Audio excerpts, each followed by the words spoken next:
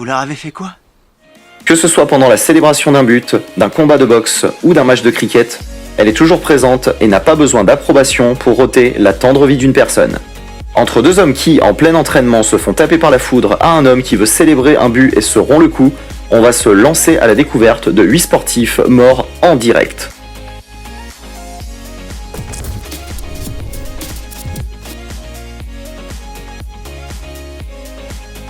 Numéro 1.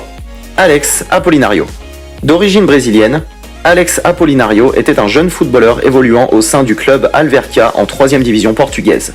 Talentueux et prometteur, il avait encore une longue vie et carrière devant lui, mais le destin en a décidé autrement. En effet, récemment, au début de cette année, plus précisément en janvier, alors qu'il avait seulement 24 ans, Alex Apolinario a été victime d'un arrêt cardiaque au cours d'un match de championnat.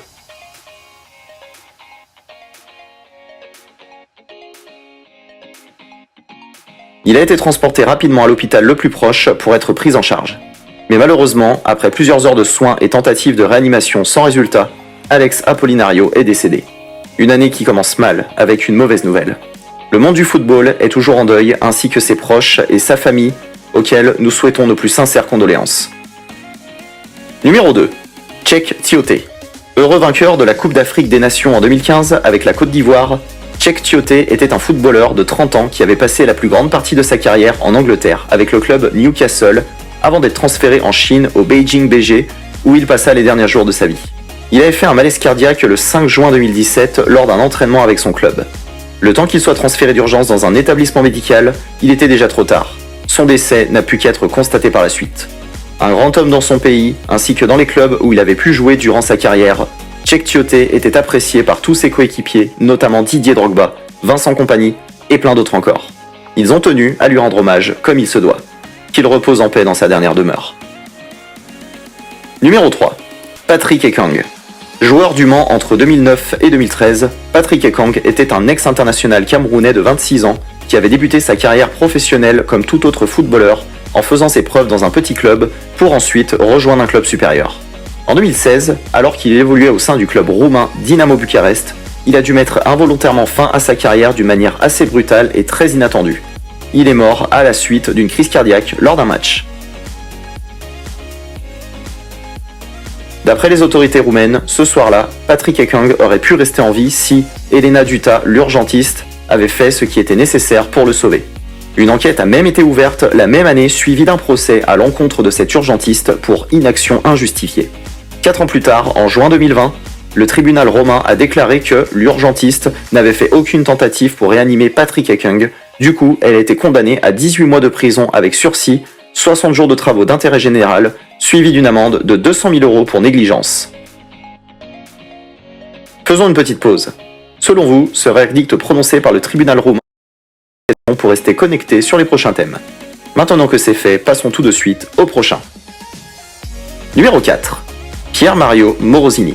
Comme les 3 précédents sportifs de cette liste, Pier Mario Morosini était aussi un footballeur professionnel mort d'une crise cardiaque. Âgé de 26 ans lors de sa disparition, Pier Mario Morosini était né le 5 juillet 1986 et décède le 14 avril 2012 en Italie, en plein match de Série B, la 2e division du championnat italien, avec l'AS Livourne Calcio, le club où il était prêté.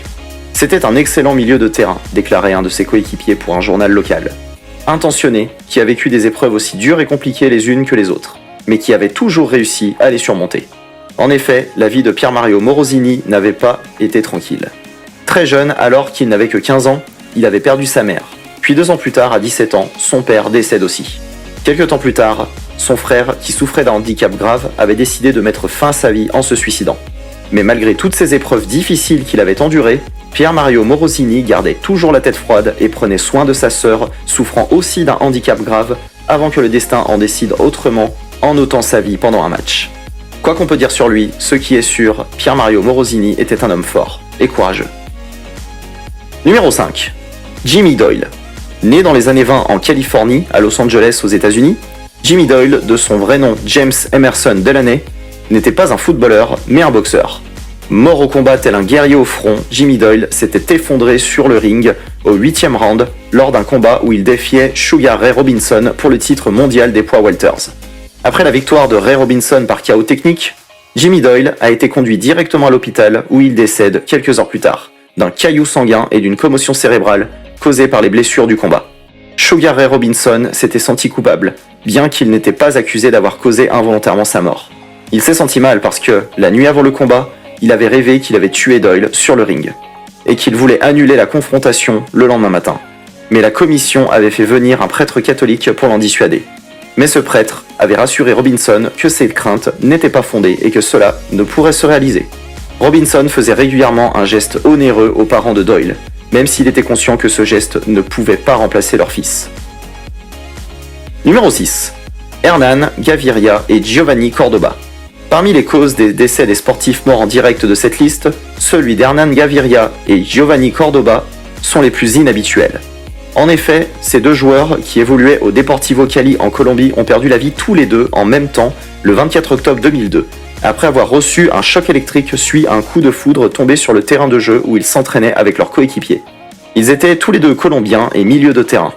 Au moment de leur mort tragique, l'un était un peu plus âgé que l'autre. Hernan Gaviria avait 32 ans. Au cours de sa carrière, il avait joué dans plusieurs clubs et a été sélectionné plus de 25 fois pour jouer avec l'équipe nationale colombienne. De son côté, Giovanni Cordoba était encore très jeune. Il était âgé de 24 ans lors de cet accident tragique et avait pu évoluer que dans 2 clubs durant sa courte carrière. Aujourd'hui, cela fait plus de 18 ans qu'ils ont quitté cette terre, mais leur nom est toujours gravé dans les cœurs des Colombiens.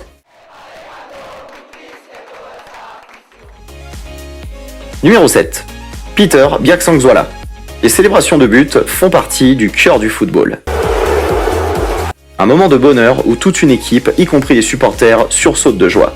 Cependant, il y a eu une fois où ce moment de jouissance s'est transformé en moment de malheur. C'était en octobre 2014 en Inde. Peter Biaksangzuala, un footballeur de 23 ans, s'est gravement blessé à la suite d'un saut périlleux manqué lors de sa célébration de but. Il est lourdement retombé sur sa tête et sa colonne vertébrale a été également touchée. Les médecins n'ont rien pu faire. Quelques jours plus tard, il succombe de ses blessures. Une preuve qu'un moment de bonheur peut se transformer rapidement en malheur. Faites attention à vous les amis. Numéro 8. Philippe Hughes. Devenu en juillet 2014 le premier Australien à marquer un double ton, ce qui correspond à un score individuel dans un match de cricket, Philippe Hughes était un ancien joueur de cricket qui avait connu des hauts et des bas durant sa jeune carrière professionnelle, avant de décéder tragiquement en plein match quelques mois après ce record en novembre 2014, à 3 jours de son anniversaire. Alors qu'il n'avait que 25 ans, lors d'un match national, Philippe Hughes a été touché violemment par une balle de cricket dans le cou. Le casque qu'il portait n'avait pas pu le protéger contre l'impact car la balle avait frappé une zone non protégée située juste sous son oreille gauche. Il avait perdu connaissance et a été conduit immédiatement aux urgences où il était placé dans un coma provoqué. 2 jours plus tard, le 27 novembre 2014, il décéda. Les fans et joueurs de cricket n'oublieront jamais cette date car elle a été sans aucun doute la date la plus triste de l'histoire de ce beau sport. Voilà les amis,